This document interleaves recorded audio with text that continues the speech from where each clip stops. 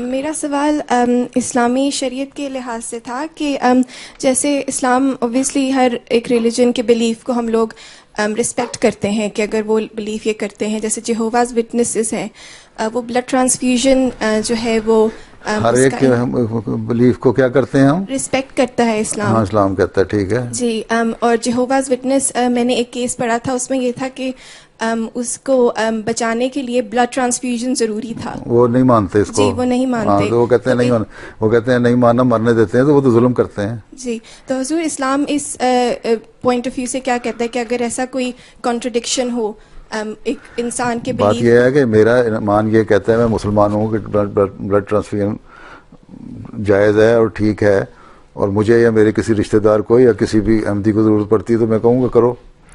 لیکن اگر ایک جہوواز وٹنس والا مریض ایک احمدی ڈاکٹر کے پاس آ جائے اور وہ کہہ دے کہ تم نے نہیں کرنا، اور اس کے رشتہ دار بھی کہہ دیں اور وہ بھی کہہ دیں نہیں کرنا، تو یہاں جب تک تمہاری کنسینٹ نہ ہو مریض کی تم نہیں کر سکتے، تو پھر تم مجبور ہو، پھر جانے دو اس کو، مرنے دو، جو کرتا ہے کرے.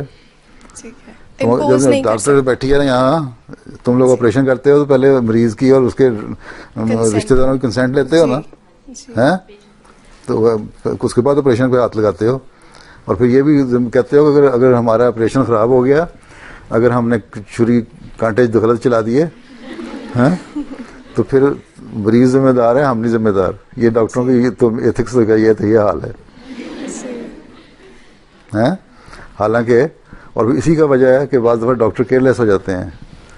ایک ہمارا مریض تھا احمدی، اس کو اسی طرح یہاں اکثر ایشیوں کو انہوں نے لیبارٹری اسپیسیمن بنا کے استعمال کرتے ہیں لگتا ہے، تو وہ ایکسپیریمنٹ کرنے کے لیے نا اس کے انہوں نے غلط آپریشن کر دیا. اس کی بہت ساری اندر سے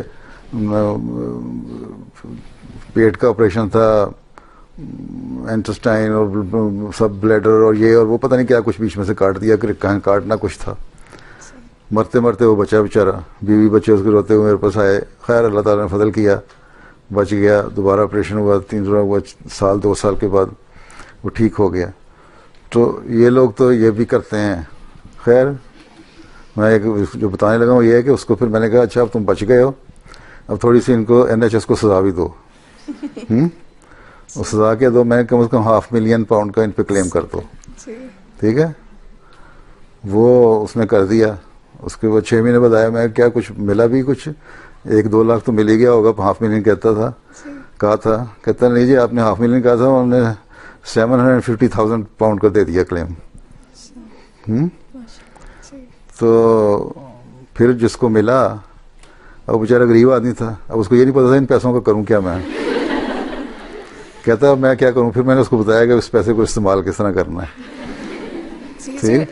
اسی سے ایک کوشچن یہ ہے کہ اگر کوئی سو کرتے ہیں ہم کسی بھی نیگلیجنس کے لیے یا ویسے ہی سول کلیمز ہوتے ہیں، دیکھو اگر آپ کا ملک کا لا آف دا لینڈ اجازت دیتا ہے کہ کرو تو ٹھیک ہے، اگر صبر کر لیتے ہو تو تب بھی ٹھیک ہے. اور اگر اس میں سے سارا چندے میں دے دیں تو وہ مرضی ہے تمہاری، تمہاری مالک ہو، تم جو مرضی کرو.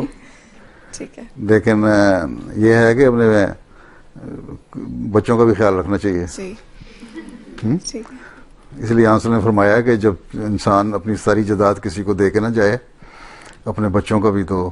اس لیے 1/3 سے زیادہ کی اجازت نہیں دی آنسر نے اپنی پراپرٹی میں سے جماعت کو دینے کی بھی. ٹھیک. جی جزاک